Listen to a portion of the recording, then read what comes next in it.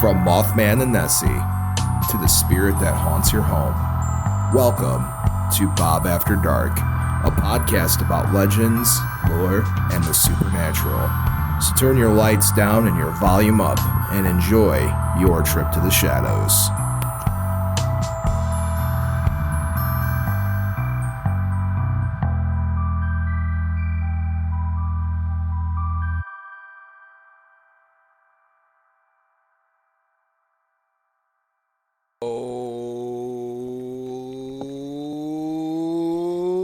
Hey there, children of the night, and welcome to Bob After Dark, the show that takes you into the shadows and goes and says hello to everything that goes bump in the night.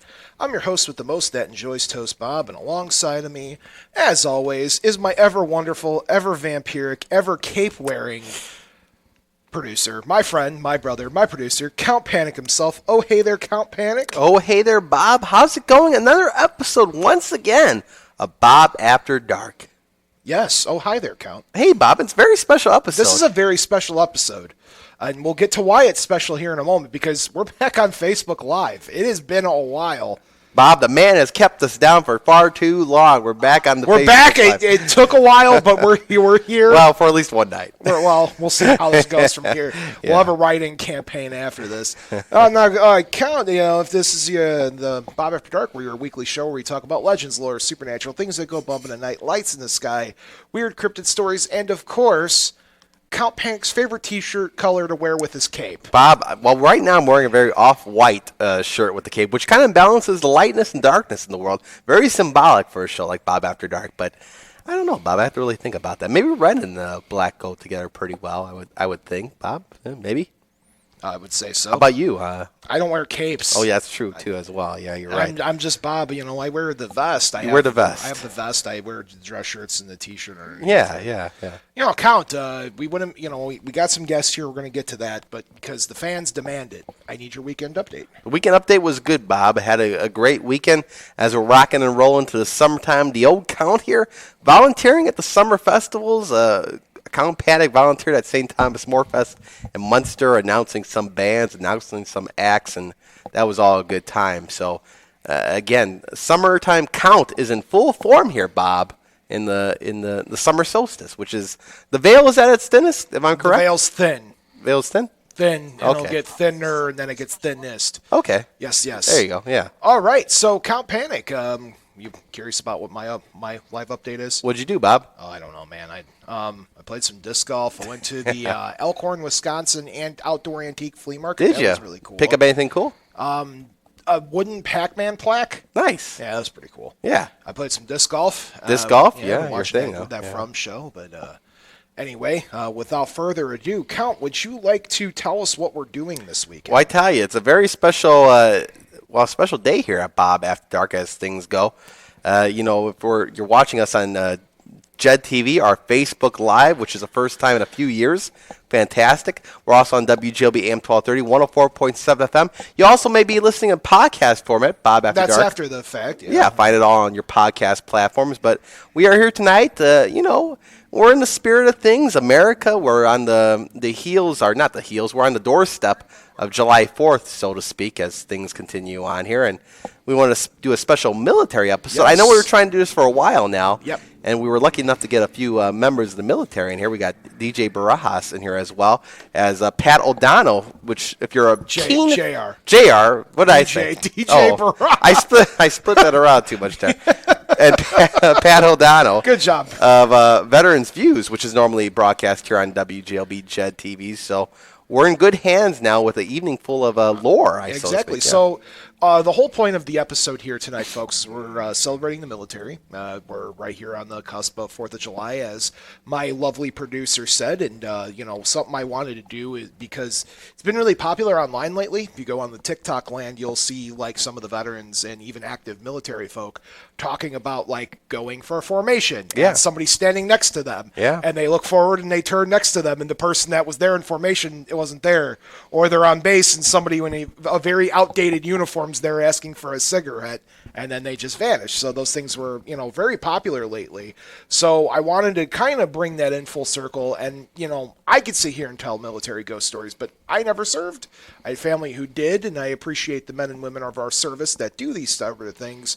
So instead, I have two people here with me, one of which is a close personal friend of mine, and I'll start with him since he's sitting directly to my right.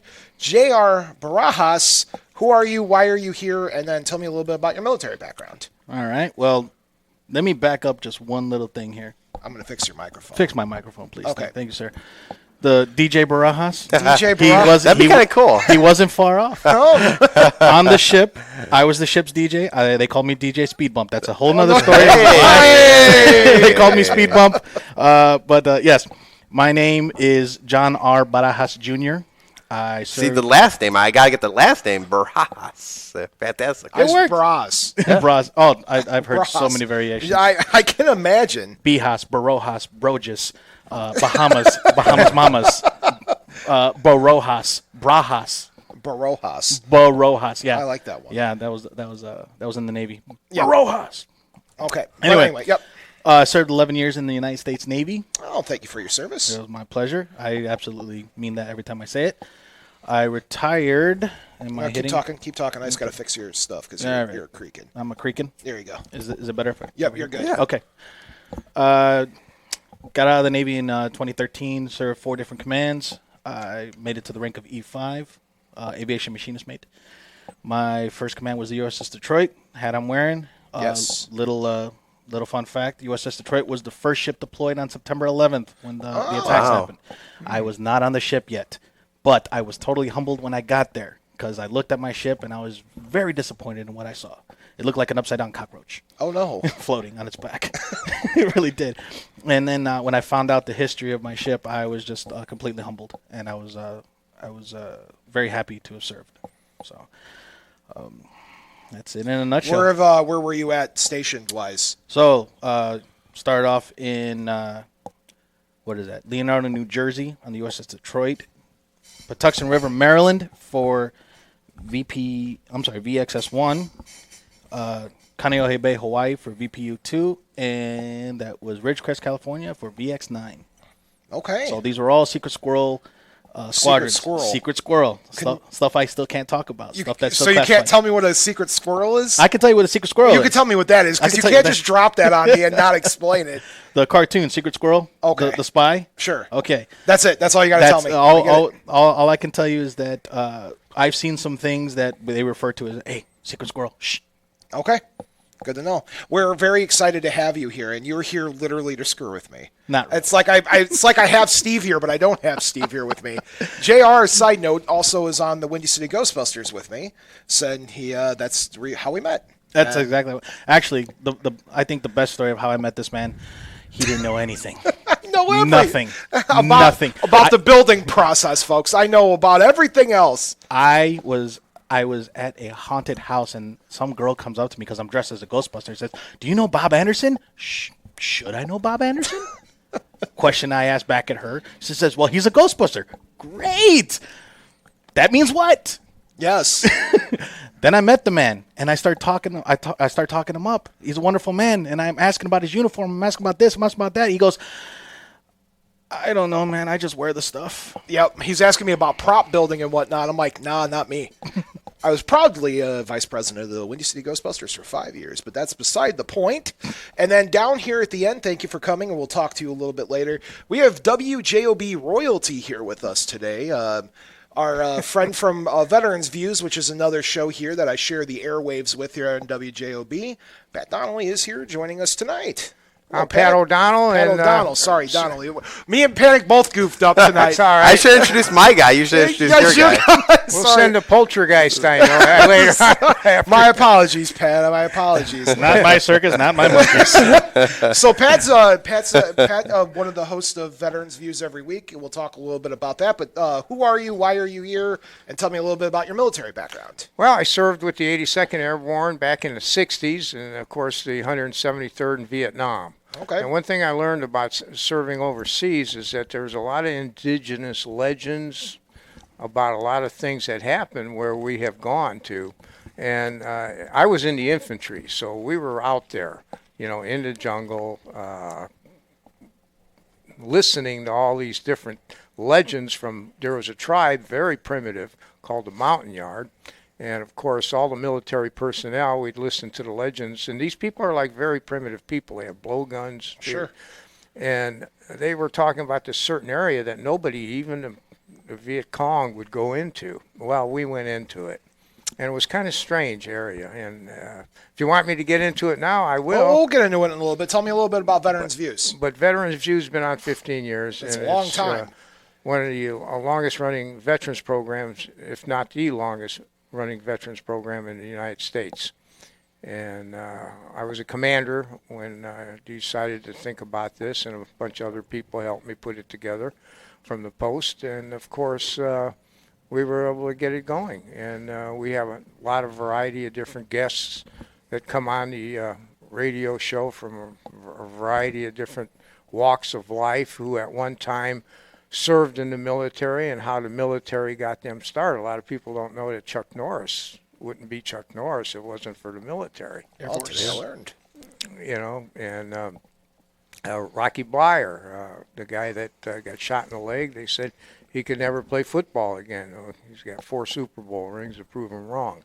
But a whole variety over the years. We had the original Apache, not Apache, but the code talkers that were in World War II. Sure. That used Navajo. They were Navajo, and they used that Navajo language. We had them on here. Nicolas Cage made a movie with them, and we talked about how they utilized the code during World War II.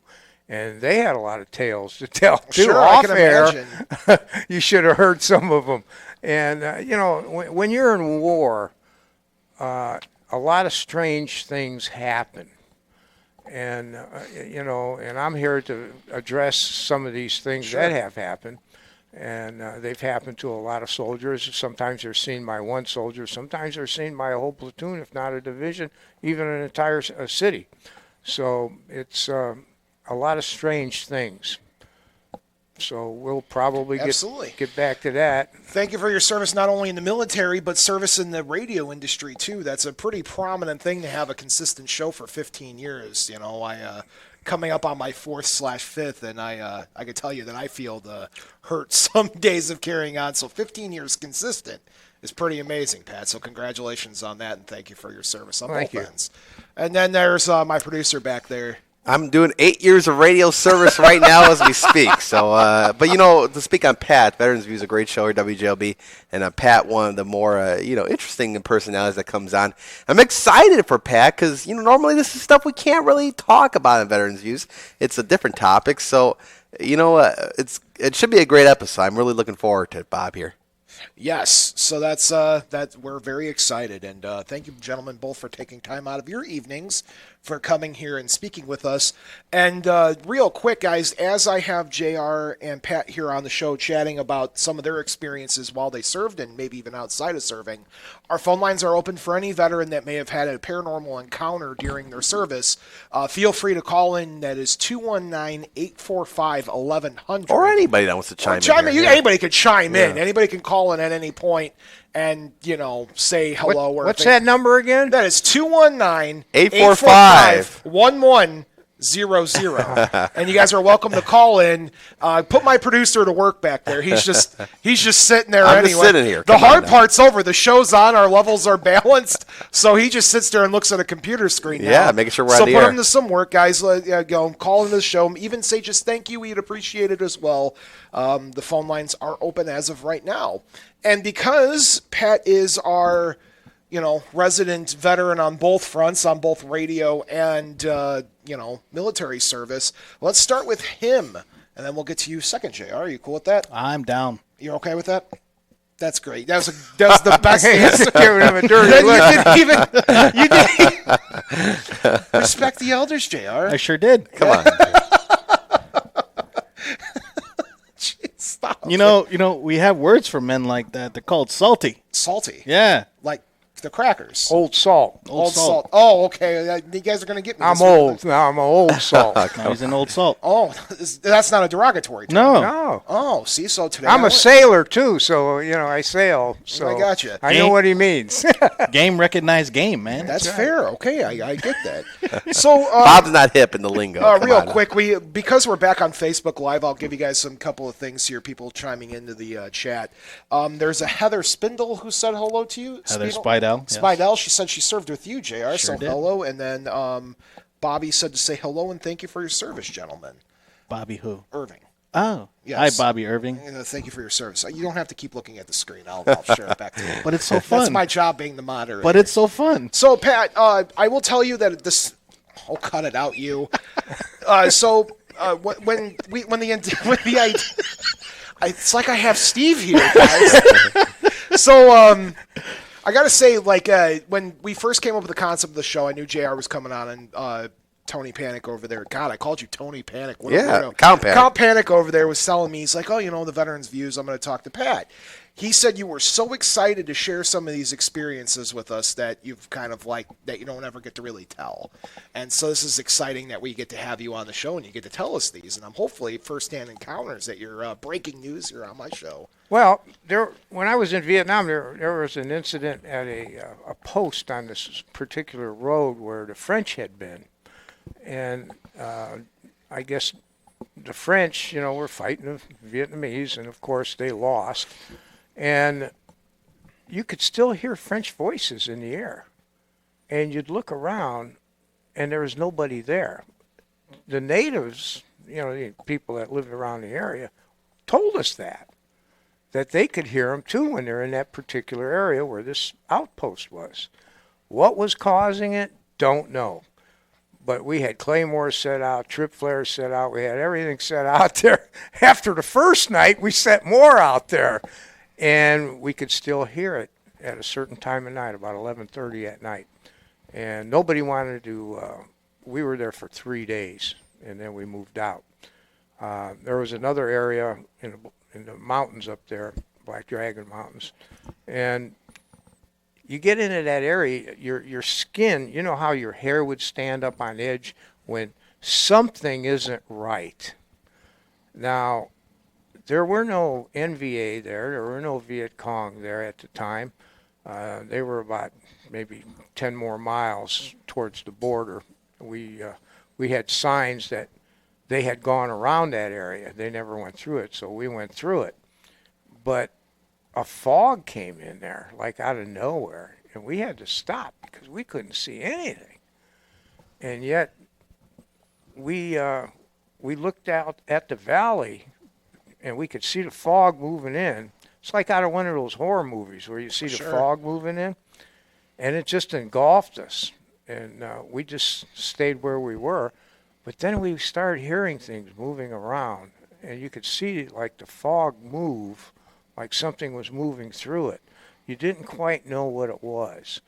And I had my M16 on the selector switch on the side, full automatic. I was waiting, but I wanted to make sure I identified who was in that fog because I didn't want to shoot one of my own men. Right. But there was another incident that occurred. I wasn't there for that one. It happened before I got there, but everybody was talking about it. And it was an incident involving a spherical ball of light that both the NVA, North Vietnamese Army, and the American soldiers witnessed. And this thing came up out of a valley, and I guess the NVA was on one side of the mountain, we were on the other, and they were telling me about it. And this ball came up and just illuminated the valley. Everybody was awe-inspired. They didn't even shoot at it, and it just took off. Like a UFO. Yeah. What do you believe it was? Well, I don't know. I wasn't there for that, but I could tell you a story that happened to me recently in the last 2 years. Sure. Let's hear it. I have a friend, and he has a sailboat, and we occasionally go sailing, and we do about 1,000 miles when we sail. We sail up from Puerto Rico to Fort Lauderdale. And we had sailed through the Moen Strait, which is between Puerto Rico and Dominican Republic, and then we stopped at a couple places in the Dominican Republic. Well, the last place we stopped at, we had something to eat, and I got sick on their shellfish. And, of course, I had some antibiotics on board, thank God, for my wife packing them. And I took the antibiotics, and I started feeling better and everything. And there was a catamaran, a couple we met in a place in the Dominican Republic, and they were about 6 hours behind us. Now, when you're on a sailboat, you're sending out a ping, so everybody can see you, you know. And he's been in the Navy, but you probably don't know what that means. No, I have no idea. So we'll describe it to you. Yeah. Blips on the green screen. Yeah. I gotcha. I understand that. Now, if you see somebody without the ping going past your boat and they're not on there, they're doing something else. Sure, they're not supposed to be doing. Right. But it was about 3 o'clock in the morning. It was my turn, you know, to be awake and steer the boat and watch the instrument panel. So I'm just cruising along. About 20 minutes go by, and my buddy's in the front. He's sleeping. And all of a sudden, this thing comes right over the boat, illuminated the whole boat. And for about 30 seconds, maybe. And then it just took off. Well, I tried to contact the catamaran, but the radio wasn't working right.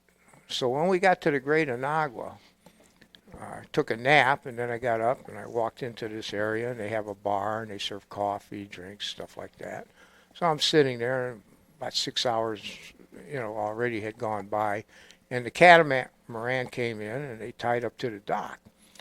And they were from France, but they spoke pretty good English, you know, with the French accent. So they come in there, and they sat down, and we're talking, and I asked them, I said, did you guys see anything strange last night out there in the ocean? And they looked at me, and they says, no, the guy says, didn't see anything. So he gets up to go to the bathroom, and the girl turns and looks at me, and she says, you know, I seen something last night. He was sleeping, and I was on, you know, watch. And I said, what did you see? And she says, oh, a big drone came over the boat. I said, a drone, huh? I said, you see the props or anything on it? She says, no, but it lit up the boat. What else could it be? You know, she didn't want to believe it could be anything other than a drone. Sure. So basically, it was unidentified. We couldn't figure out what it was. I never saw any props, and it lit up her boat. And maybe it was something that the government had that checks out boats. I don't know, but it was cylindrical, and it made no sound at all. Fascinating, man. You know, what he's describing is it's kind of fascinating. When I was working at my squadron, VXS-1, that's a test squadron.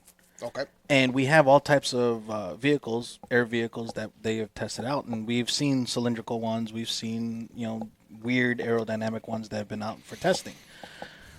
But when you're out there out at sea, they don't look anything like that. They look completely different.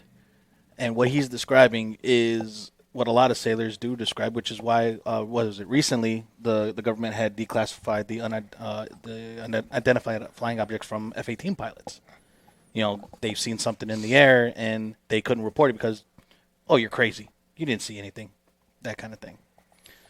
So, question from the chat for both of you guys. This is more, I think they want your opinion military-wise. Heather chimes in and says, how do you feel about the recent UFO sightings and the government admitting basically aliens exist? That's a Navy question. Because it was the Navy that the gun turrets filmed it.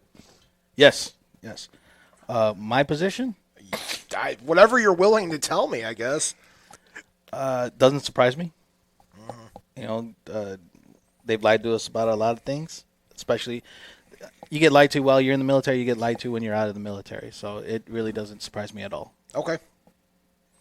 I would say that it wouldn't surprise me at all. I mean, we could have secret weapons that do that. But the problem is, that's now. How about back in 1957? Yeah. Sure. And that happened here in Hammond, Indiana. We got to get into that, yeah. Well, we'll get there. Oh, man, I'm chomping at the bit. We're We're giving them a little bit at a time, right? I'm interested to hear the stuff about the natives you were talking about earlier. We'll get to the Hammond. Let's get to the natives first. You were telling me a little bit about that. And I'm interested to hear about that a little bit. Well, the mountain yards have a lot of legends. What's going on? Are you okay over there? You okay? No comment. What, did I do something wrong? You did nothing wrong, sir. Okay, then why are you laughing? What, I can't smile?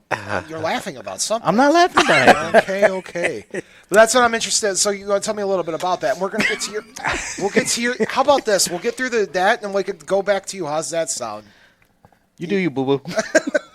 Are you okay? I'm actually fine. Okay. I'm just making you know sure. what? You know what? I'm just really excited to be here. I'm glad to hear that. You're on a. I'm really giddy. That's all. You know, we have a lot of fans in Costa Rica. Oh, yeah? Yeah, so on podcast land. Hi. So, yeah, now you get the Costa Rica fans. So you're like an international, podcast, you see. Aloha. And Poland, we're big in Poland. Mushy mushy. Yeah, oh, yeah. That's Nakshamash. Anyway, so tell me a little bit about the natives. Well, the mountain yards had a lot of different kind of legends. Now, we came to a lot of mountain yard villages up in the Central Highlands. Where was this located, by the way? In Vietnam. Vietnam, yes.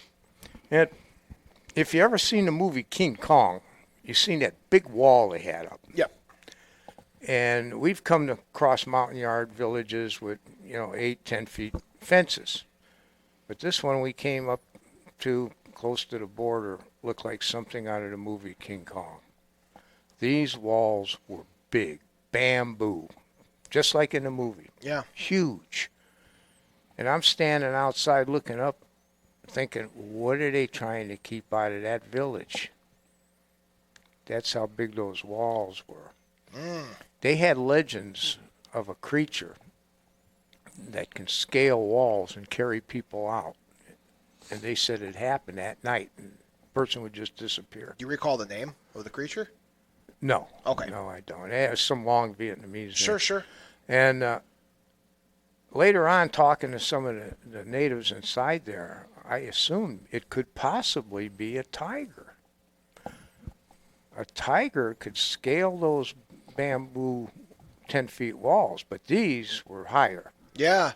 Much higher. And it might have a problem going up that high, so maybe that's why they built them. But they thought it wasn't a tiger for some reason. I have no idea, but I thought that's probably what it was. Tigers can do that. They can come in there, sneak in a hooch, grab somebody, and tote them right up. Well, you've seen on TV, they tote them right up trees, these lions and stuff. And so whatever it is, we didn't know. But they had some weird name for this thing. And, that's why they had those big walls. There was another area there not too far from the mountain yard villages where they called the Valley of Ghosts. Oh, tell me about the Valley of Ghosts. That sounds awesome. Well, we know that the way the valley was designed, the wind would come through there a certain way. And I like to figure things out. But the days that there were no wind and you can still hear this noise kind of freaked us out. A little bit, yeah. So we didn't know what was creating that noise. It was like a whooshing noise, but there was, like the wind, but there's no wind. It was just calm as can be. And it was a very scary situation. None of us, we took turns guarding, when we dig in for the night. I don't think any of us slept. We were scared. This thing scared us because we didn't know what it was. And at night, you could hear the mountain yard villagers playing their instruments, which are really weird sounding, and it would echo through the valley. That's eerie. Yeah, and it was very, very strange. Very strange. Sure. And we never did find out what was causing the noise with no wind at all. I like the name, the Valley of the Ghosts. That's a pretty wild name. Sounds like a good movie. Sounds like a good movie. Valley of the Ghosts. Count, how's the hotline going? 219-845-1100. The hotline is now open. But, again, it's just fascinating hearing these stories. Bob, I don't know how we would be able to hold up in the military, so to speak. Not just What's the old movie in the army? Right? Abbott and Costello? Abbott and Costello. Abbott and Costello. That'd be yes, that'd be yeah. me and you in a heartbeat. We wouldn't know sir. what to do. Oh no. There, yeah. I thought you guys were referring to In the Army Now with Pauly Shore and Andy Dick. That could be a thing that could too. be a yeah. that Oh, I can trust see. me, that me and we couldn't make it, Cal. Me and you are No, too. no. I don't know. I'd be interested in the Valley of the Ghosts. Yeah, that'd be cool. All right, Schnookums. Yes, dear. You seem so ready to talk. I want to hear from you now. You seem so ready to discuss things. No, I made a boom boom in my pants. Oh no! Stop it. So tell me a little bit about, because you have a very prolific experience. Yes, I do. And before we begin, I want to say that I've heard this prior to us going live, a little bit of it, and it is one of the most eerie stories I have ever heard, and that says a lot because this is what I do for my pseudo living. And this one it really strikes me because it's accurate. Okay. So it comes from a prominent source in a prominent area. So that's all I'm going to say. I'll let you take over. Well, first I'd like to wind it back a little bit. I never believed in ghosts before. Yep, that's a good question. So before we begin, this is something I usually ask at the beginning of the show. So there's 3 levels, right? So you have your skeptic, which is there's no such thing as anything. You have your middle of the ground people, which is I'll believe it when I see it. There might be something in there, but I haven't seen proof. Or you have your believer, which is I believe things exist. Where you guys sit on the scale for that? Well, we like to try to figure things out logically, of course. Sure. But sometimes things defy logic. Right. That's why I have a show. Yeah. And it's strange. And, of course, I could tell you about the Crystal Hotel right here in Hammond, Indiana, which is no longer in existence, but it was probably one of the most haunted places in the country at the time. Jeez. You have a lot of good stories. We'll man. get into that here in a second. Okay, where do you stand, JR? I am a believer, and I feel for the poor souls who are stuck here on Earth. Yeah, and so you had an experience that changed you from skeptic to believer. Yes. So let's hear about that. So let me tell you a quick story. Yes. To get into that story. Yes. So my father, when he was 5 years old, living in Chicago, South Chicago, he had an experience in broad daylight on the street, and it shook him to the core. Sure. Okay, there was this house he used to play by, and this ball went down a driveway. Well, he would go down to pick the ball. Well, one time when he went to go pick the ball, there was a porch there with an old lady swinging, telling him, "Come here, come here." Sure. And he's just standing there with the ball, and his aunt is up at the top of the driveway, telling him, let's go. Who are you looking at? Now, my father, at 5 years old, didn't understand what he was looking at. But then, years later, when he finds out that there used to be an old lady that lived in that house who died in the house. So, hearing that story, I was like, yeah, whatever, Dad. Sure. Okay. So, fast forward, I'm in the Navy. I'm stationed in Hawaii, Kaneohe Bay. And when you get to volunteering your time outside of the Navy, they make you do it so you can, put it on your evaluation and make you look good. I didn't like doing that. I just like, volunteering because it was fun. Sure. So like extracurricular? Extracurricular, Okay. just like stuff outside the squadron that you just, you get to do on your own time because it's fun. Sure. So we'd get cadets, like ROTC, JROTC, people who want to be in the military, but they go through, JROTC. Sure. One of the cool things they get to do is to work on the USS, the USS Missouri, Okay. which is docked there next to the USS Arizona. Sure. Now, Okay. pardon my ignorance. Those are historical. Those are historical. Those were the two ships. Pearl Harbor, the Arizona was sunk. The USS Missouri is where the surrender of the Japanese was held. Sure. Okay. General MacArthur, signed. It's all there and everything. So that's interesting. Now that ship has to be maintained. Now they have people who actually do maintain it. They're volunteers. And through donations they go up and they keep the ship maintained. Sure. But free labor. Oh yeah, it's there we go. Sure. So we get the cadets and they come and they shine the brass work and they sweep and they do everything. Shining the brass work is actual brass. and you got to keep it shiny. If you ever Sure. go on a ship, you see it's like nice and bright, right? Shine the bright works. That's a part of your job, I'm sure. It's part of your job. So you teach these cadets how to do it the proper way. So I volunteered, and I'm showing them how to do it. One of the fun things you get to do is you stay on the ship. All right? Mm-hmm. So when I was preparing to get everything done, and I'm talking with, oh yeah, I'm gonna go take the cadets out there, yada yada yada. I start hearing stories. They were like, oh yeah, you're gonna hear some things out there. I'm like, yeah, the sea.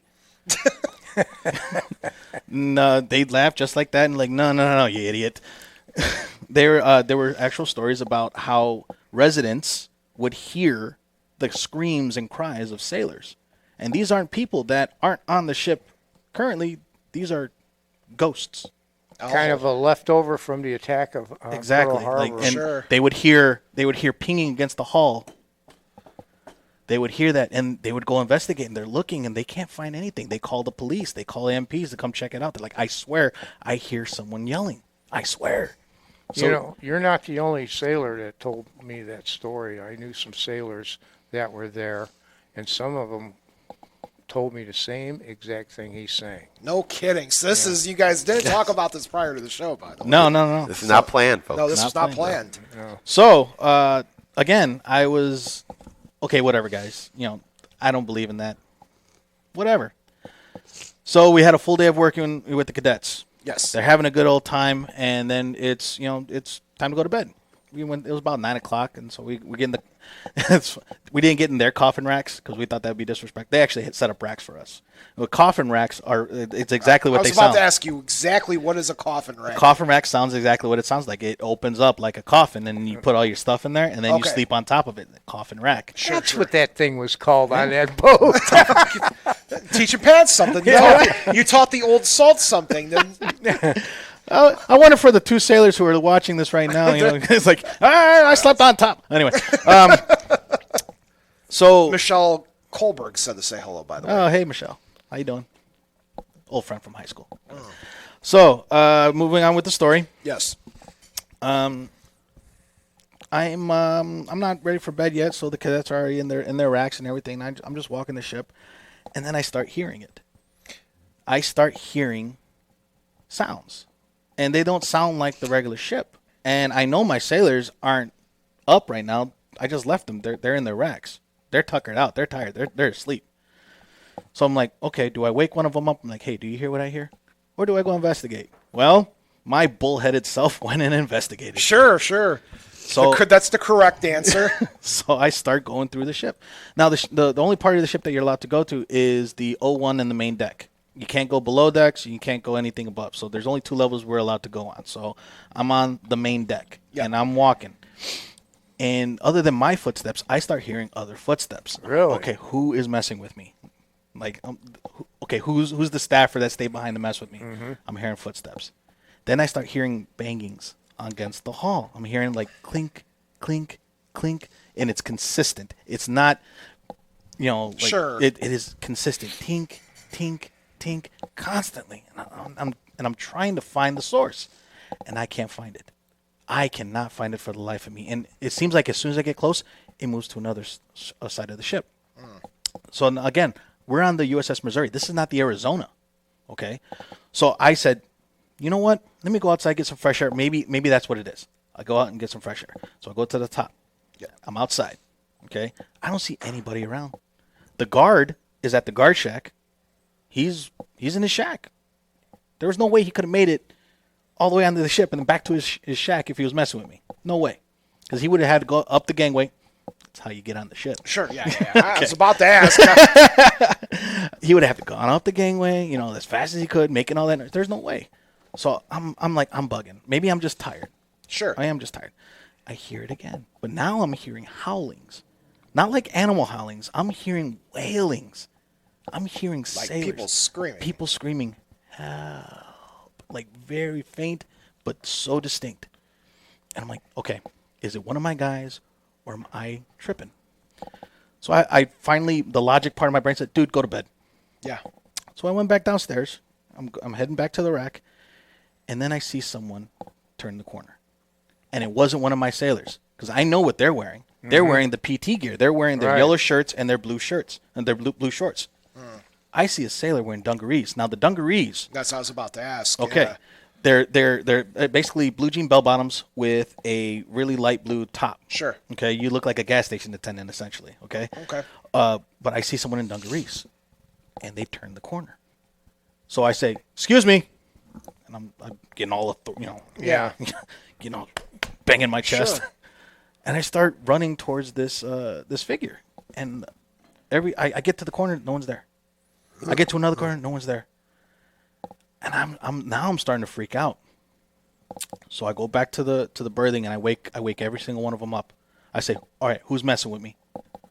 Who put you up to it?" Like I am seriously interrogating these kids, and they're freaking out. Like, what are you talking about? What are you talking about? Like they are now scared because Sure. now big bad petty officer is yelling at them for no reason. Oh, and I'm assuming people underneath you, and pardon my ignorance, people underneath you aren't going to be playing jokes on you at No. that time. Okay. No. That would be a mistake. It would be. Yeah, they can get an Article 15. And these That's kids, what we call it in the Army anyway. Sure. huh? and again, these are kids. These are high schoolers. You know, like are they really that smart to mess with me? Are they gonna find a uniform? And so the next morning comes. Yeah. Okay, I report to whatever. I guess you'd call them like the managers, the ones who maintain the ship. And I said, did you guys have someone coming on the ship last night? You know, to check on us in dungarees? They're like, what are you talking about? I said, was someone here last night? Someone was here last night messing with me. And he goes, no one was here. There was no one on watch. No one. It was you guys. We don't mess with you. Okay. So I left it alone. We were gonna be there the next night. So the next night comes. They go to bed. Now I'm pissed. Sure. So I'm up. Now you're waiting on Now them. you're Now I'm waiting for it. I got my coffee, and I don't drink coffee. Okay. I'm not a coffee drinker, and it's crazy because I'm a Navy sailor and I don't drink coffee because that's what you do in the Navy. You drink coffee, you smoke cigarettes. I had coffee because I'm like I'm gonna stay up for this one. I'm up. Hour goes by, nothing. 2 hours go by, nothing. I fall asleep, Okay.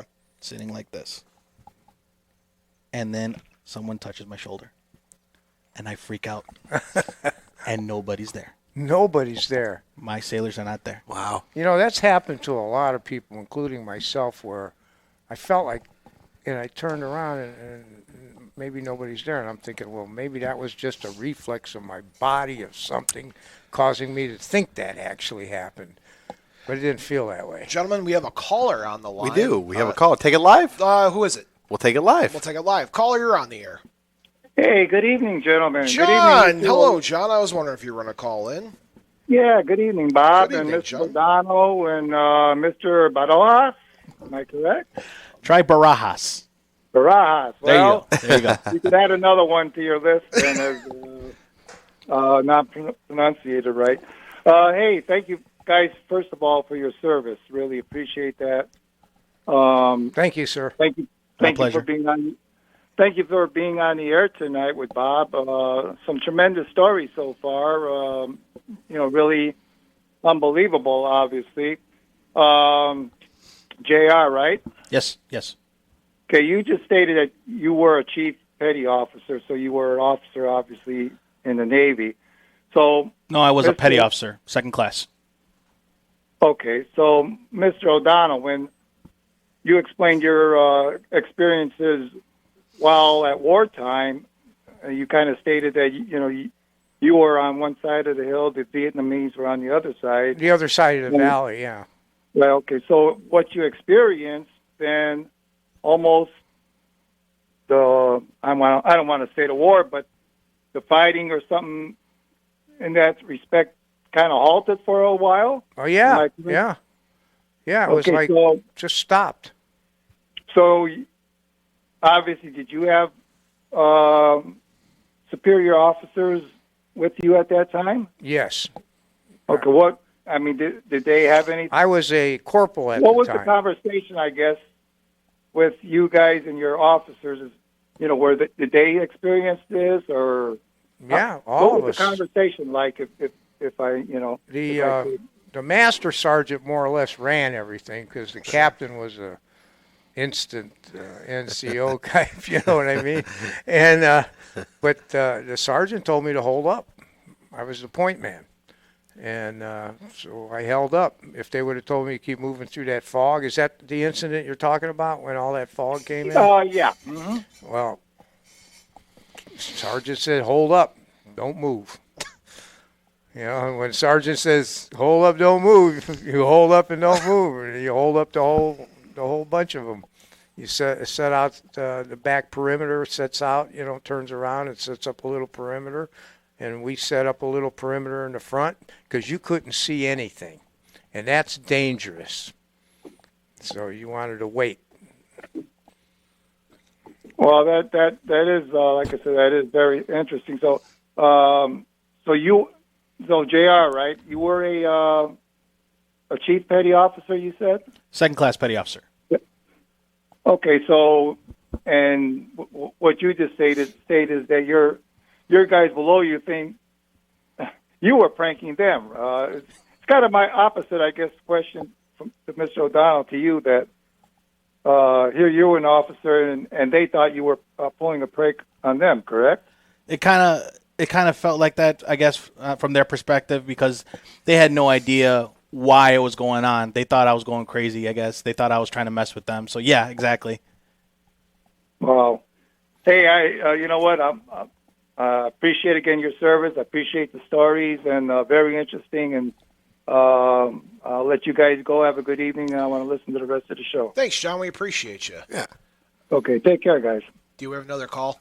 No, so far 219-845-1100. The way you looking at me, you know, we've been doing this for a while. Yeah. You would think I'd pick up on your cues of, Oh. hey, Bob, there's another call. 219-845-1100. Guys, feel free to call in and say hello. I'm still trying to figure out logically what those French voices were. Sure. There's no logic behind it, though. They shouldn't even be there, you know. My mind keeps saying there's got to be a logical reason for this. Sure.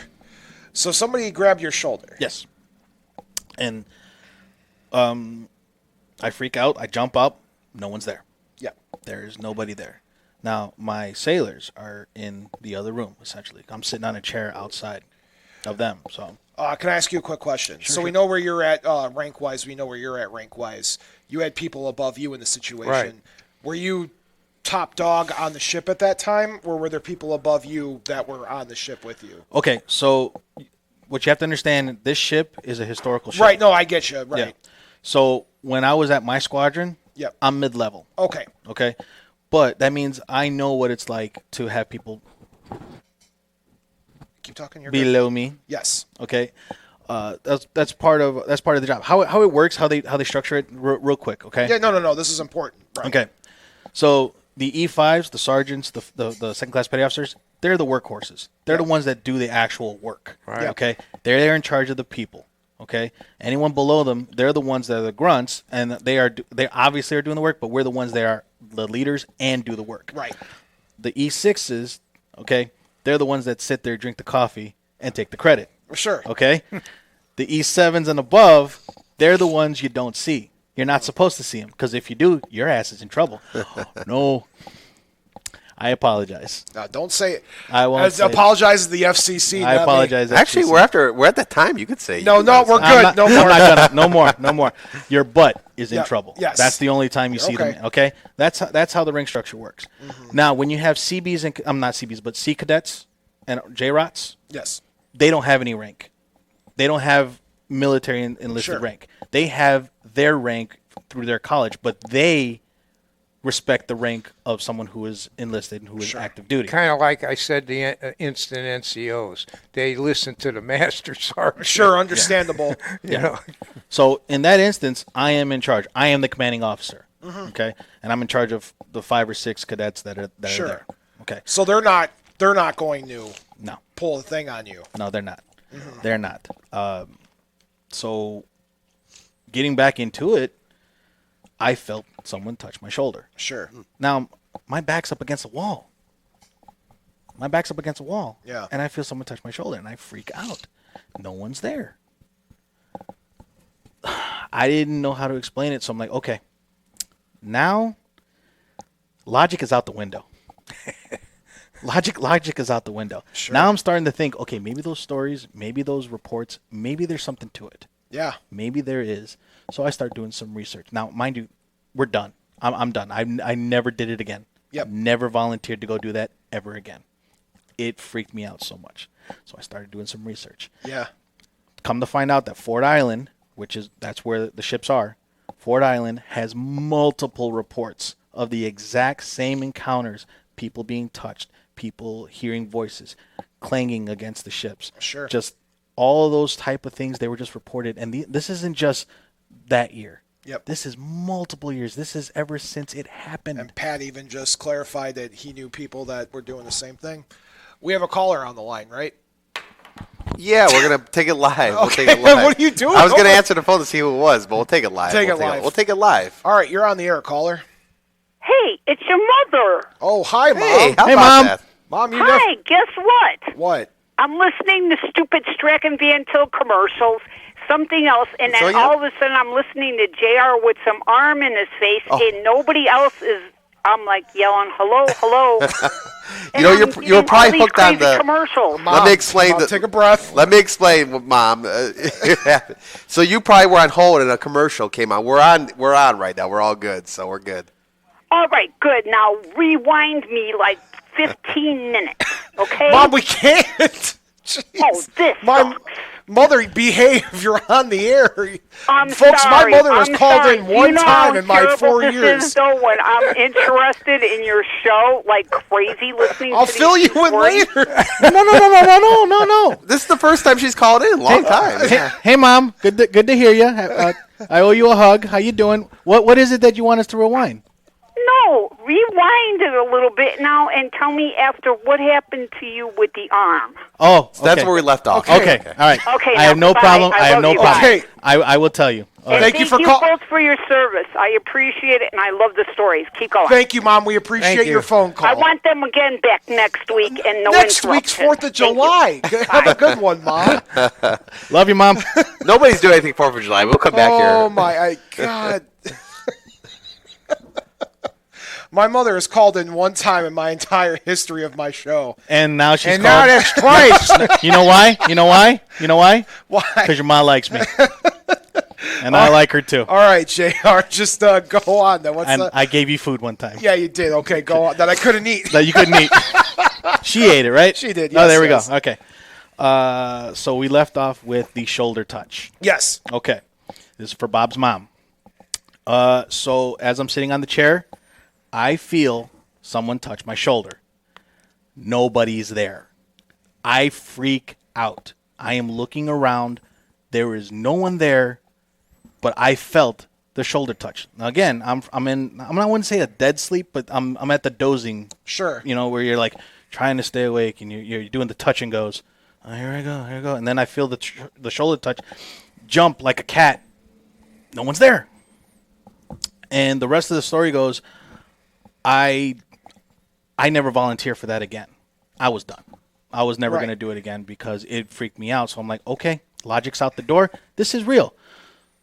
So as I do my research, I find out that Ford Island, which is where the two ships are laid to rest, well, the one that's staying there, but then you know what I mean. Ford Island has multiple reports of the exact same encounters that I had. They would hear howlings. They would hear taps on the hull. They would have these weird encounters with ghosts touching them. Yeah. And it wasn't just that year. It wasn't just the last 10 years. This was going back to the 50s. All multiple reports. So for Bob's mom, that was the end of the story. So I have a question for both of you, right? In my world, here's some I could drop some knowledge on both of you here. Hit me. In my world, we have two different kinds of hauntings, right? You have a residual haunting. That is where energy just kind of repeats itself in a time loop. Like a It doesn't interact with you. You might interact with it. It just doesn't even know you're there. Something walks through your hallway 3 o'clock in the morning every night and just does the same routine. Doesn't care if you're there or not there. Then you have your intelligent hauntings, things that interact with you, things that things you can interact with, it interacts back at you, whether it's positive or negative. So in your instances, when you guys are, doing, what you guys are in the military, do you suppose that your experiences in military are causing things to interact with you personally, or you think you're dealing with things more residual in both of your instances? I think it's a combination of both, residual. Sometimes traumatic events leave a mark Right. in time. Of course. And whatever that cause is that can create that. He was talking about the ships, but Right. did you know ships are on the ocean? The ocean's a giant generator. Right. It's one giant conductor. And right? it's possible that a lot of these things that happen, either because of maybe the structure of the rock, the iron in the rock, or whatever, can cause these holes and loops to occur wherever it may be. So, like, say, a haunted house where you were talking about, the person comes through there at 3 o'clock in the morning every time. Yep. It could be caused because there was a traumatic event. Right. It left a mark, but also because of where that structure is on the earth. Electromagnetic forces at work can actually trap an event in time and space and have it reoccur over and over and over again. So would you say your experiences with the screams on the boat, JR, were more residual, and then that hand was an intelligent haunting? Well, as I'm thinking about it, I'm wondering if it probably does lean more towards intelligence. I'm brought back to something as you both had said something, both very interesting. So, fun fact: the sailors that are trapped in the USS Arizona are still active duty. Okay. They are still active duty, and until they are recovered, they're going to remain on watch. So, could what I have experienced be the sailors still doing their job? Sure.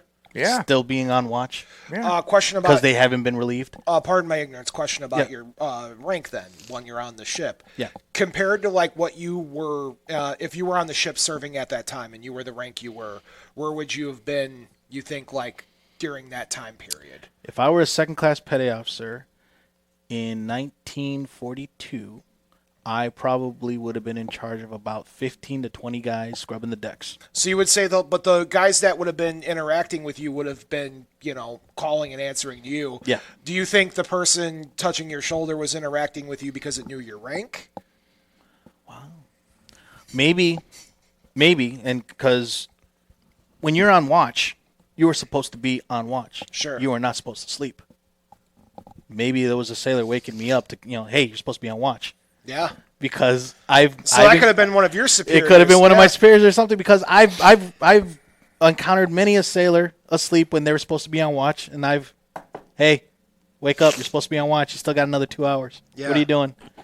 It happens. I get it. You do these 8-hour watches, 6-hour watches sometimes. Yeah, same thing, you take turns on watch, and sometimes it can get very tiring, and I've caught some privates on sleeping when they should have been on watch. And it's no bueno when you have a loaded weapon and you're supposed to be on watch going, For our international audience, we're not talking bad. They're not talking bad about the military. We're not. we see you out there. Wake up. You're supposed to be on watch. I have my old buddies on the ship calling me up. Hey, No, I'm glad I can ask you that, because I could see it in your eyes that you weren't expecting that, so that's good. We had a haunted C-119 that we jumped. I was a paratrooper, but at the base, the guys told us, "Oh, see that plane? Yeah, it's haunted." I said, "What do you mean it's haunted? How can a plane be haunted?" They said, "We've seen the gears move by themselves." Next day, that's the plane I was going to jump out in Vieques Island, but off of Puerto Rico. And I said, "Wait a minute!" I said, "You told me this thing's haunted. You want me to jump out of the haunted plane?" I said, "Well, what's worse, jumping out of a haunted plane, or knowing that the plane works and you're going to jump out of a plane?" And believe me, that plane shook so much I couldn't wait to jump out of that plane. Haunted or not? Never mind. Everything's been answered. It's been answered. Jumping out of a perfectly good plane. Now, Panic's been itching for a story to come up. Okay. Well, Bob, I tell you, we're broadcasting in the city of Hammond, Indiana. Right. We'd be reluctant. I want to talk about the hotel Pat mentioned, as well, We got to talk about the UFOs, Bob. The UFOs are a big thing. Listen, we gotta get to. I'm not stopping us from doing that. Well, I mean, this show could go all night long. I get that, but yeah, that's you. You take over from here. You ask the questions. Well, Pat, let's bring it back to Hammond, Indiana. By the way, folks, you can call in 219-845-1100. Keep Panic busy while he asks questions. Let's bring it back home here to Hammond, Indiana a little bit. Pat, let's first talk about this hotel you mentioned earlier in the show. Well, the hotel I mentioned earlier is probably the most haunted place I've ever been into. And it had everything going for it. Poltergeist activity, ghosts. And what is this? What hotel was this again? It's called the Crystal Hotel. And if you know where Menards is over here on Columbia Avenue, it used to be back behind there. I was 15 years old with a bunch of other guys that were in high school. And we went over there one time. We heard rumors from the neighbors that they'd seen apparitions floating. They found bodies in the basement back in the 20s. Al Capone had owned the place at one time. And, of course, it was very spooky there. There had been a fire in there, so some of the doors were knocked down on the bottom, and some of the windows were all boarded up upstairs, which meant if you went upstairs in the daytime, it was very dark. And the sides of the hotel were boarded up. And we, being kids, 15, 16, 17 years old, we went in there. Of course sure you do. Yeah, as one does. Now, what was interesting is when you first walked in there was like felt on the walls. And if you looked all the way in the back, you can see a little red dot moving back and forth like somebody smoking a cigarette. Every time, like somebody standing back there smoking a cigarette. Well, there's like 4 or 5 of us, so we're brave. So we walked all the way across through where the lobby, and as soon as we got to where that dot was, it would disappear. We'd walk back towards the door the other way, and you could turn around, and there it is again, like somebody smoking a cigarette. You could just see the glow of the cigarette. We looked at the lights. We looked at everything. We tried to figure out if there was anything shining through that was reflecting back, and we couldn't find anything. But you start walking back up to that thing, it's gone. You shine a flashlight at it, it was gone, because we went in there about 6, 7 times. But the one time we decided to go upstairs was a very creepy place. We went up the stairs, and it was like later on in the evening, and it was, getting to be winter and everything, and back then, we didn't have our flashlights. We had the Zippo cigarette lighters. Remember those? Absolutely. You flip them open. Yeah. So we go up the stairs, and there's like 4 or 5 of us. And upstairs where the hall was, there were doors that had been knocked off from the rooms that were laying in the middle of the floor, and they were laying on a piece of wood. And if you walked over the door, it was like a teeter-totter. Well, there was a big plywood piece of wood that was off the window up there, and the street light was out there, so the street light was shining in because now the sun had gone down. And there was a rocking chair in there, and we're looking around, being brave and everything, and the rocking chair starts to rock. So my buddy grabs a rocking chair. He says, "That's the wind coming through there." So we figure, yeah, that's what it was. So we start to walk out of the room again, and the door shuts right behind us. My buddy turns around. He was a weightlifter and really strong guy. And he opens the door. And we look back in there. Now, the street light shining in the room. It has a chest of drawers. There used to be a bed in there and a rocking chair and a closet. We open the closet. There's nothing in there. And it wasn't a very big room. Those were all little rooms. And we start walking down the hall again, and when the door shuts again. So we all walk over there, and, every time the door shut, it cut off the light of the street lights, so we had to put the Zippos on. We walk back over there, and we open the door, and my buddy sticks something under the door. He pulls on the door. We start walking down the hallway again. We get all the way to the end. We seen that door. We turned around. We're holding the Zippos, burning our hands, and the door shuts. Because when you got to the end, it was darker. It was like pitch black. It was like black at the end of that hallway.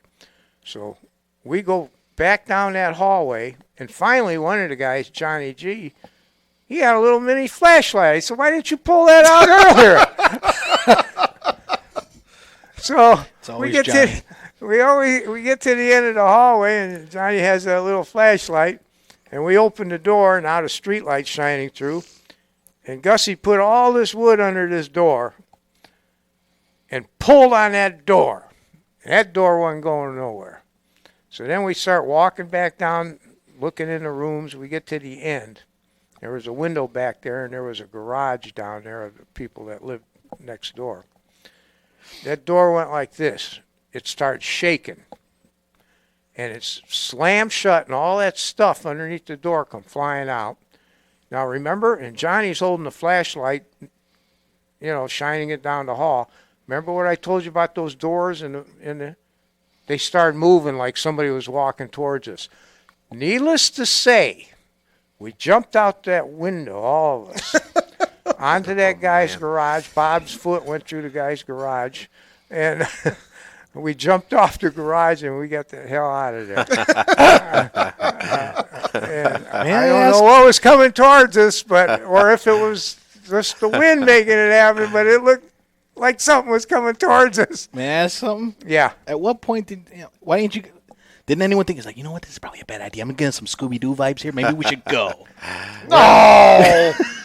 Yeah, we wanted to see, see what they wanted. Exactly. Yeah.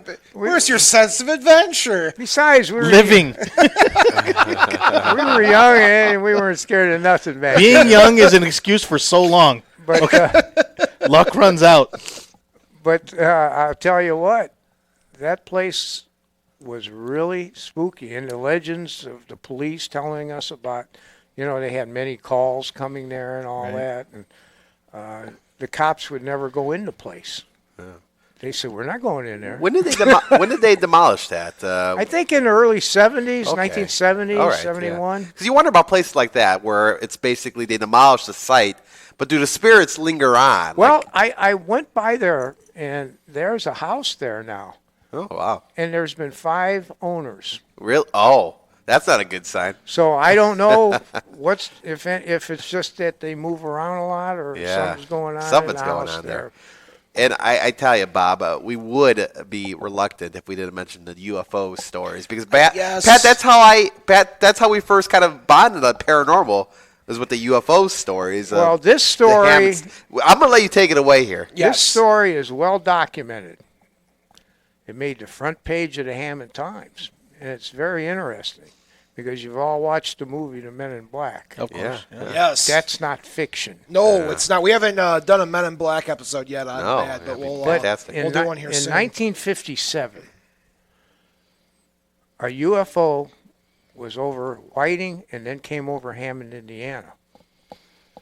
And it made the front page of the Hammond Times because it not only shut down televisions and were going on and off, but the police cars too. And it's funny because I was standing out in the yard with my mother. I was about 12, 13 years old, somewhere in there, back in 57. And I was looking up at the sky, and I see this thing, big thing. At first it looked like a cigar shape, but I realized that I was only looking at one side of it. And it had like portals in it. It looked like somebody was, and here comes the police down Columbia Avenue to 169. This thing was spotted in Whiting first. The Whiting police reported it. And I've got an article right here that I pulled off the Hammond Times, which, by the way, that newspaper disappeared for a long period of time. It was found hidden in an archives. The Hammond Times had told me that they couldn't find that date, which is odd. But I was able to find it because when they moved the old library to the other one, the microfilm from that date was in there. Oh, look at you.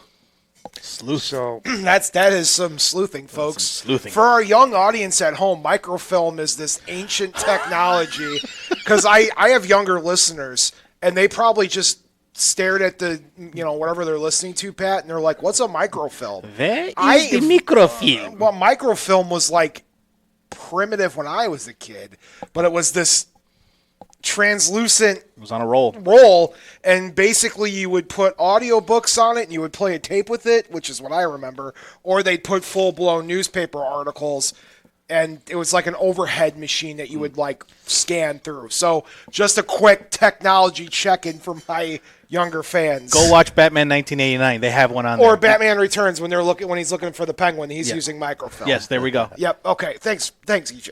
I appreciate you being a nerd there. Sorry, Pat. Didn't mean to interrupt you, but somebody was going to be curious. So I had somebody ask me what a floppy disk was, and I was like, if people don't know what a floppy disk is, they ain't going to know what microfilm is. But go on. And if people want to call in, what's the number here? 219-845-1100. Okay.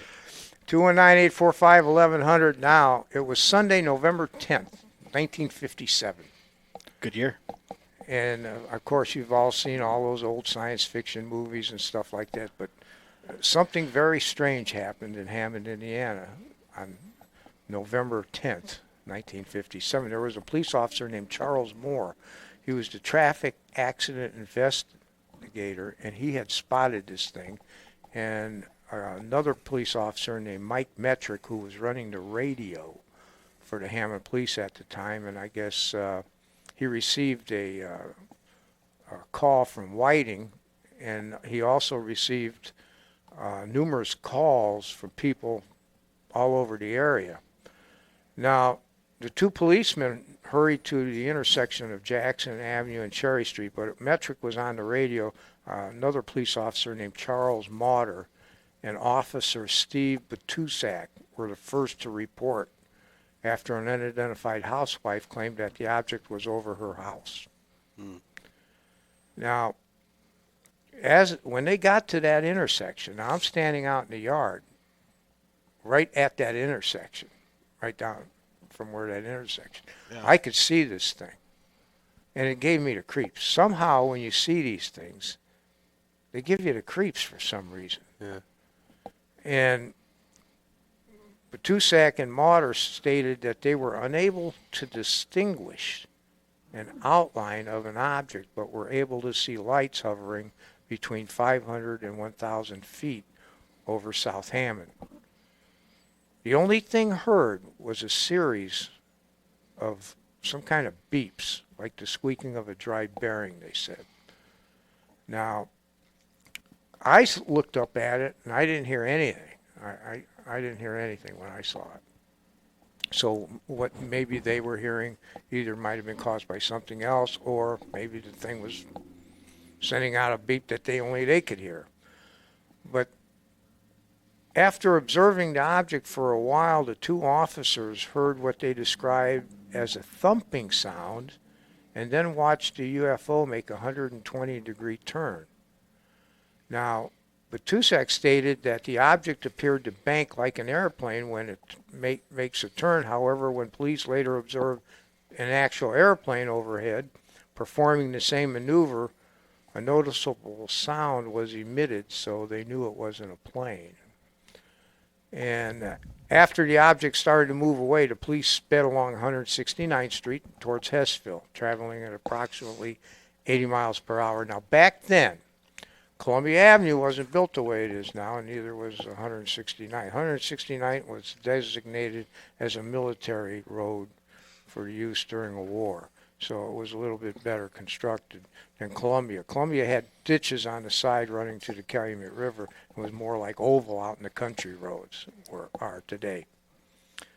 Now, during the chase, officers reported hearing beeping sounds, which caused interference to police radios as they sped along Columbia Avenue.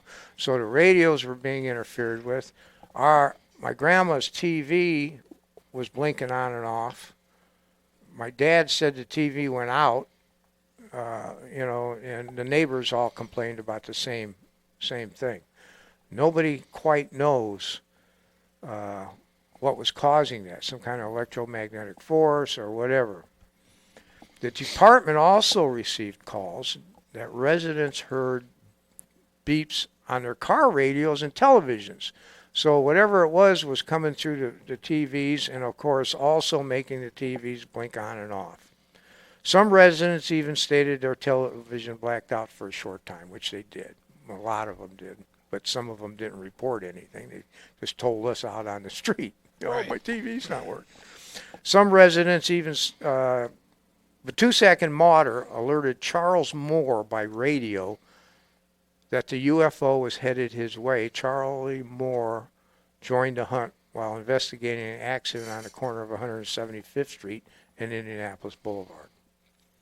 After quickly scanning the sky, he was able to discover the mysterious object. Moore saw only a green light, whereas the 2-second modder had noticed red and white lights. So the thing was changing colors. Yeah. And that's known to happen when people see these things. Right. And you would think, well, planes got lights on them too. But it wasn't a plane because the thing appeared later on after more research in southern Indiana about 10 minutes later. How fast is that? Yeah. It's fast. But Tusak went on to state that the rear lights turned green, and then the further the object got away, it kind of like just disappeared. But it wasn't only the Hammond cops that were monitoring what was happening in the sky. Back then, and you guys won't remember this because you're too young, there used to be a Nike missile site where Fitness Point is in Munster. No kidding. That was a Nike missile site. And they monitored the skies for things. Sure, yeah. It's amazing. Now, they said they didn't see anything on the radar. Oh, man. Nobody's seen anything on the radar. So, Well, that would make sense. If you think about it, I mean, if we're thinking of unidentified flying objects, Yeah. they're not going to be of our Earth metal. Right. Yeah. Why would they pick up on the radar?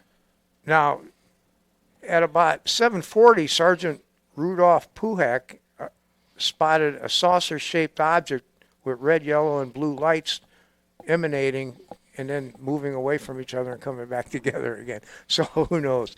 The object sped across the evening sky. It headed southwest without emitting any mechanical sounds. Now it's completely silent. No beeping, no nothing. After observing the flying disc, Puhak radioed a Whiting squad car, which also confirmed seeing the object. Now it's back in Whiting, like that. Yeah. And the officer stated that he had seen the strange flying thing only to watch it vanish into thin air. Wow.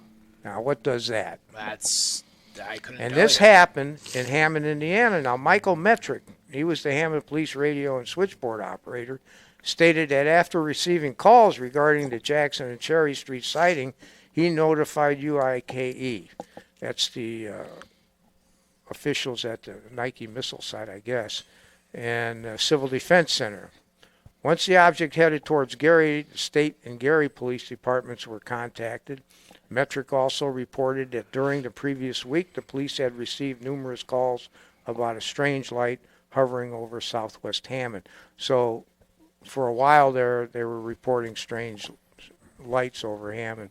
Now, Lake Michigan holds a lot of secrets. I mean, if you were coming from another dimension, another planet, or somewhere, most living things have to depend on what? Water. Right.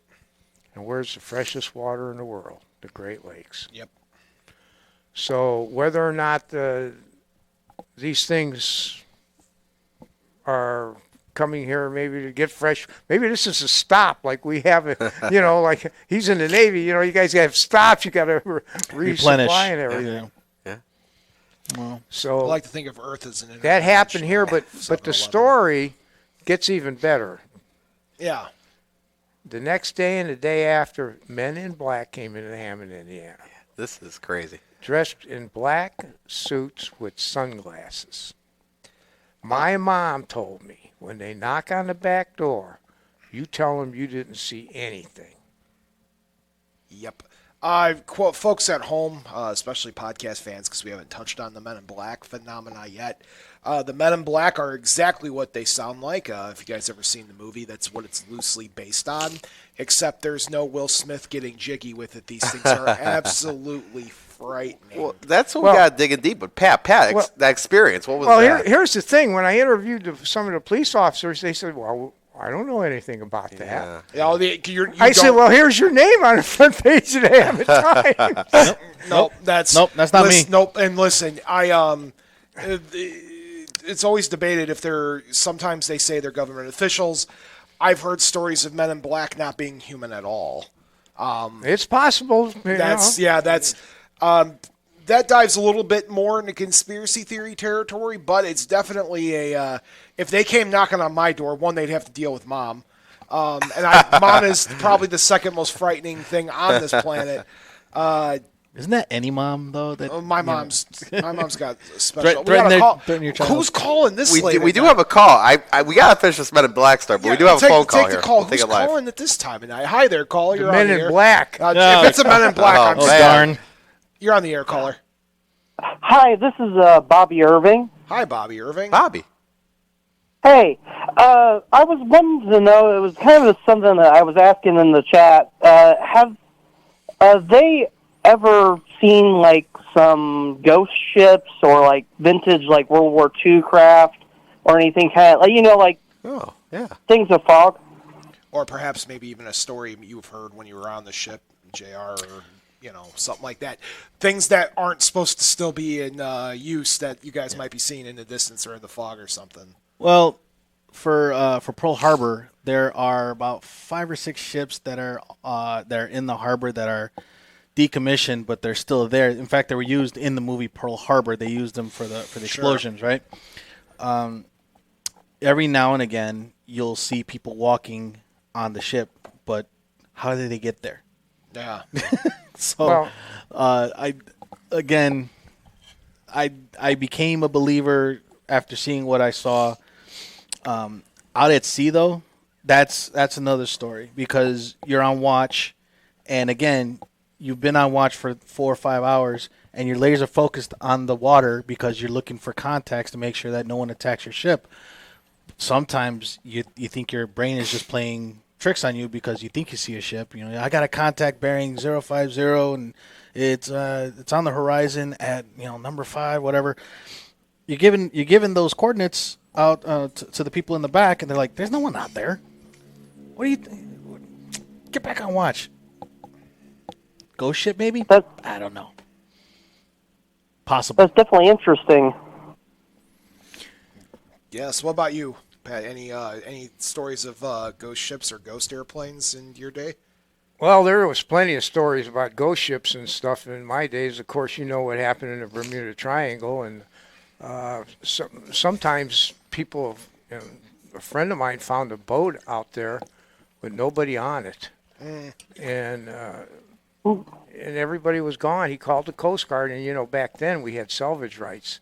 If you got a boat, you could hook onto it, and it's yours. Nobody's on it, and they just disappeared. And it happened all over the place over in the Bermuda Triangle, and of course they've had TV programs about it.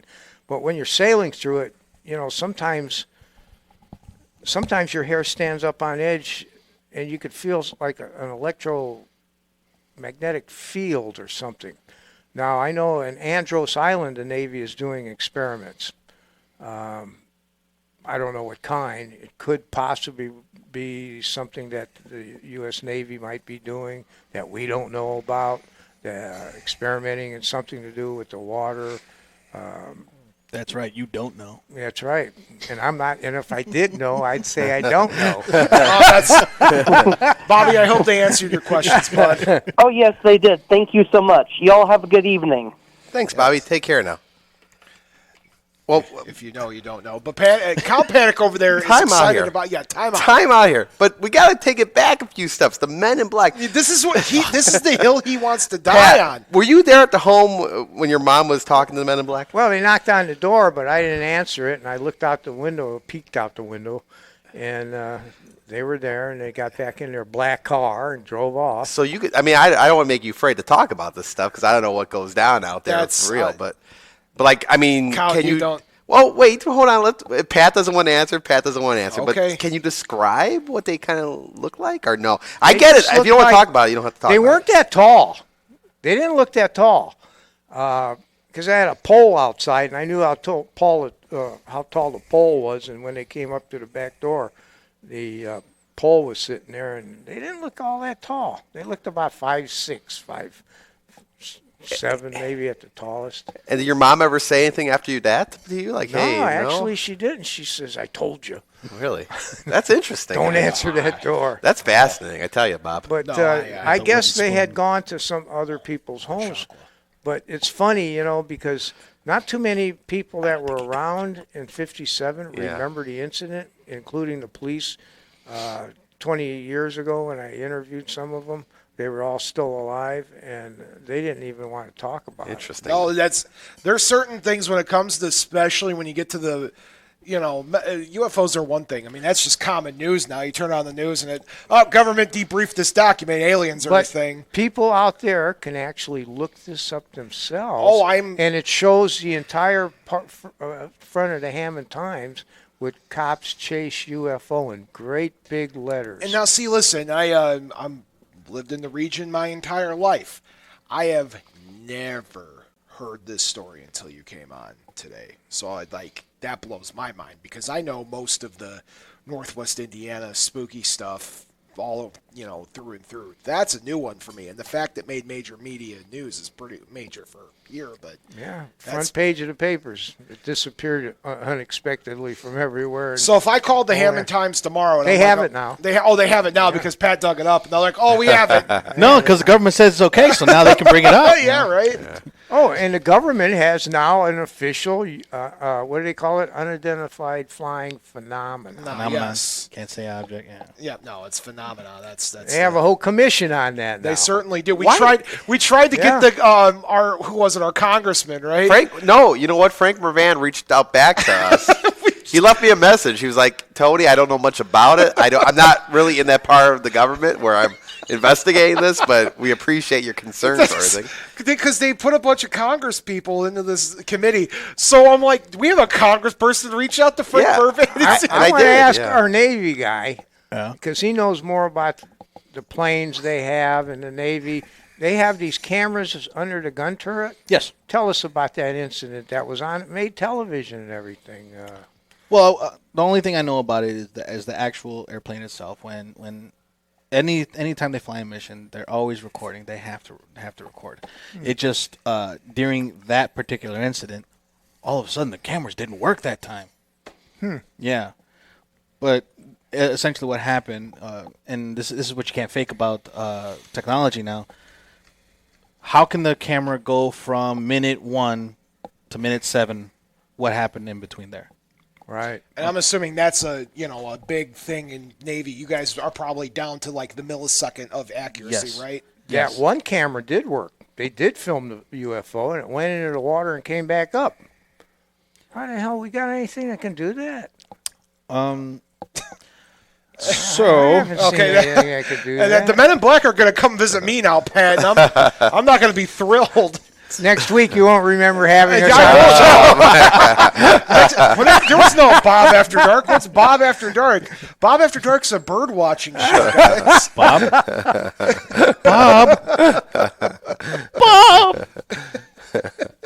Bob, no here, no habla español. But one more thing about that too. Like, why do you think that point in time in our Hammonds history? Why were they here? Do we ever wonder about that? Because they haven't came back since, right? Well, at the time, Argonne was developing the ruby, the lasers, the ruby crystals. Yep. And that was in East Chicago. We used to make a lot of stuff here. yeah, of course. People won't realize it, but we were involved in a lot of stuff. But they could have been here just to, maybe they were sightseeing. Oh, let's go visit Hammond. Well, honestly, I think they're any other civilization who would come across our planet is probably smart enough to be like, you know what? Maybe we should just move on. Keep moving. Well, you should just keep moving on. Obviously, there are curiosities, right? They're the teenagers. They want to see what they have. Here's a thought. Yeah, what's up?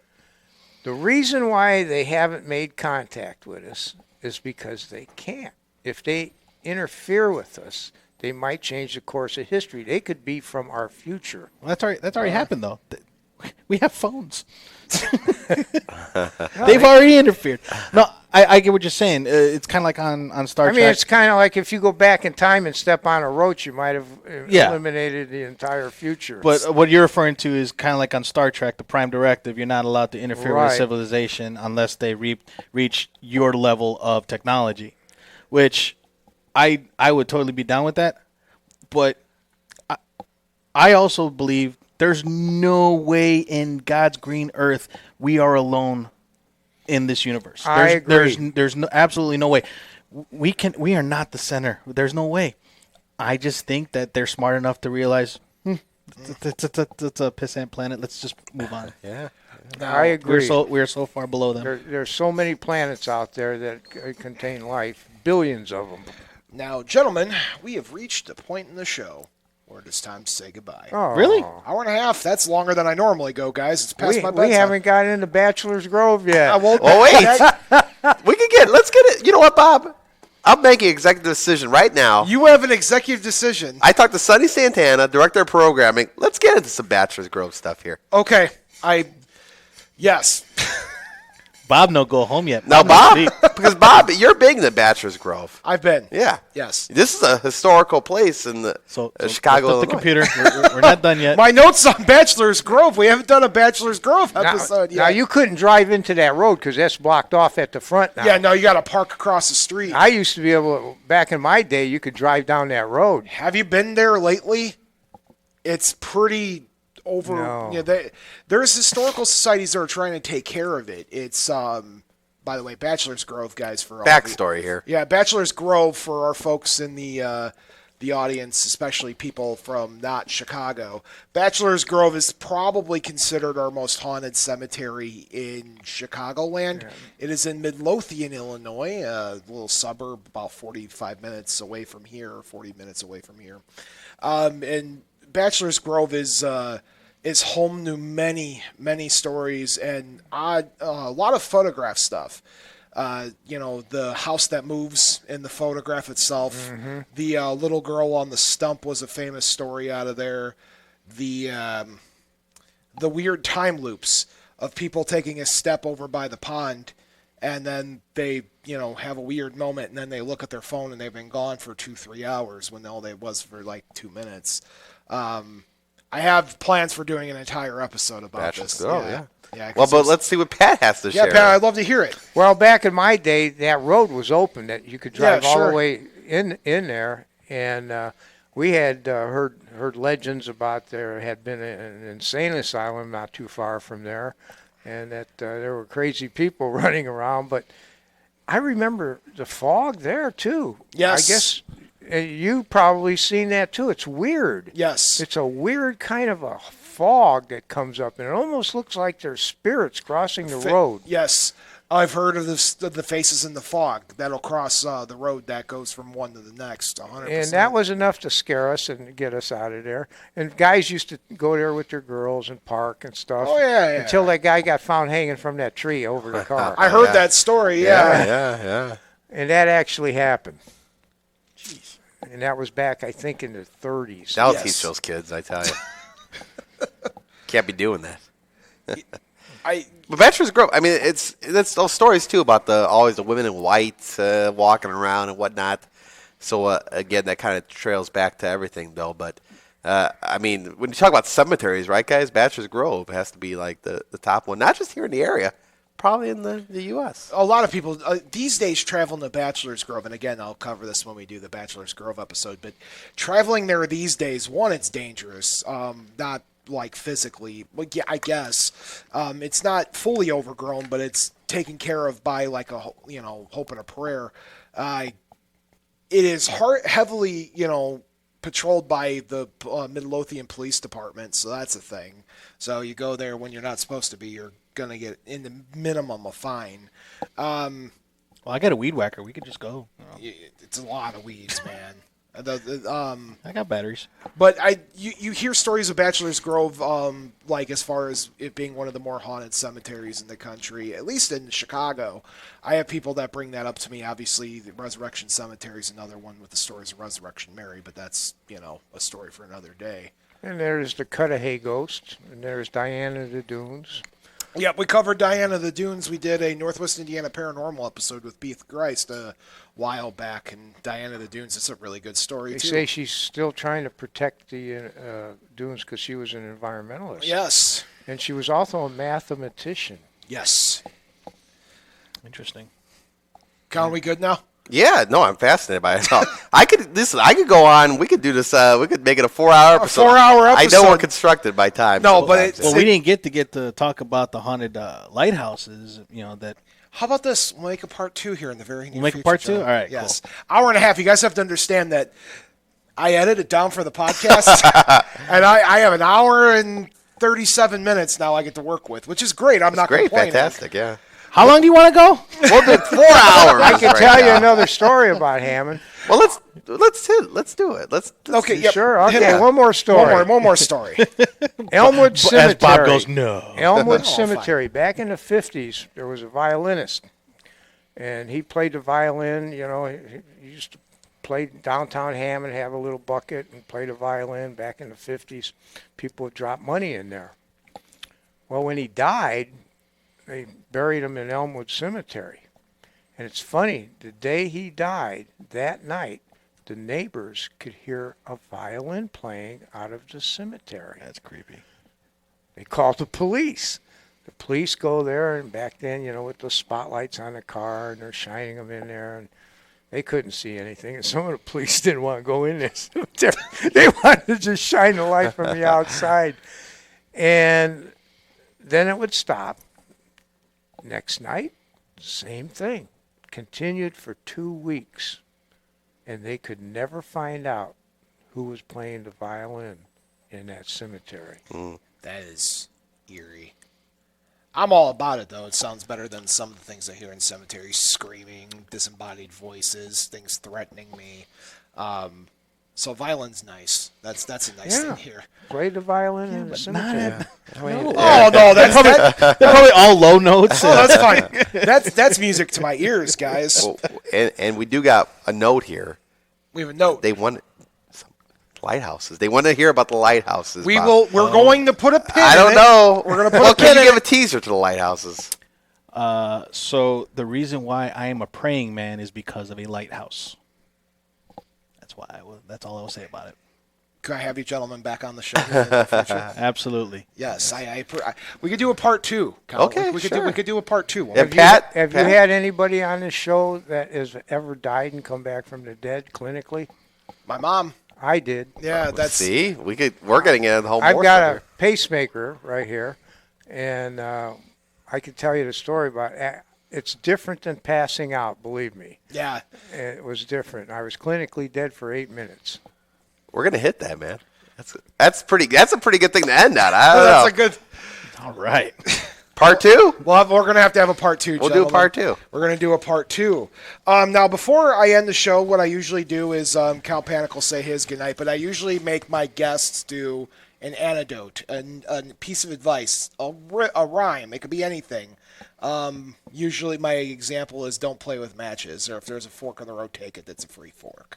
But it could be whatever you guys want it to be. Think about it. Count Panic, do you have any closing words for the audience tonight? Bob, a fantastic episode, I got to say. Again, thank you folks for coming on, Pat and JR, not to be confused with DJ as well. So thank you very much. And for the audience out there, happy 4th. We're not going to see you until after the 4th of July. Yep. So have a happy and very safe 4th of July. Pat, we'll start with you. Anecdote, quote, wisdom. Well, I'd like to tell everyone that have a good weekend, and when you're out and about, remember this: be careful where you go, because you'll never, ever see the thing that hides. That's I like that. Wow, that's good, Pat. JR. Don't be afraid to accomplish your goals. Be afraid of not being able to.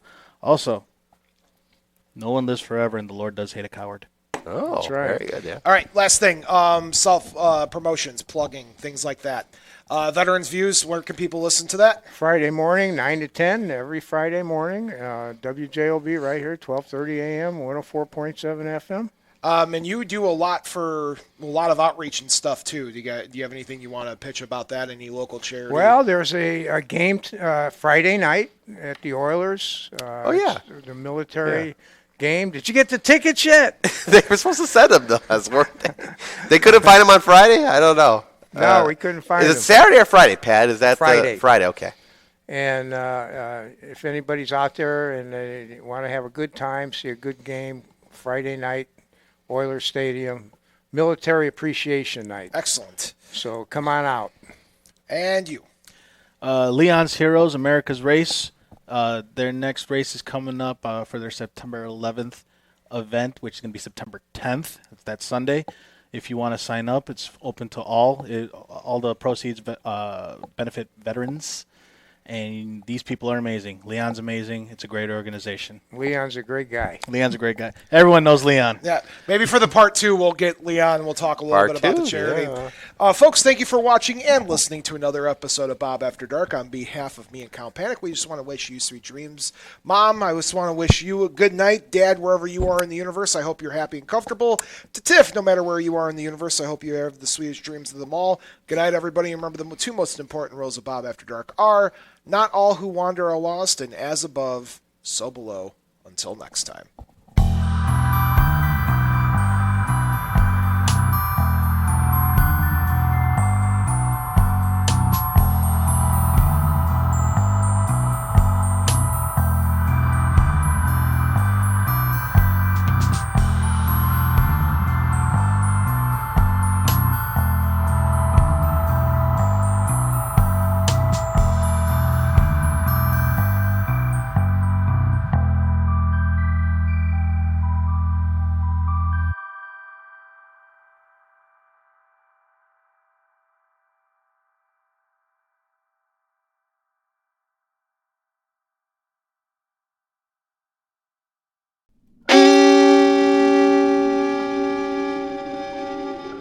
Memoriam Development.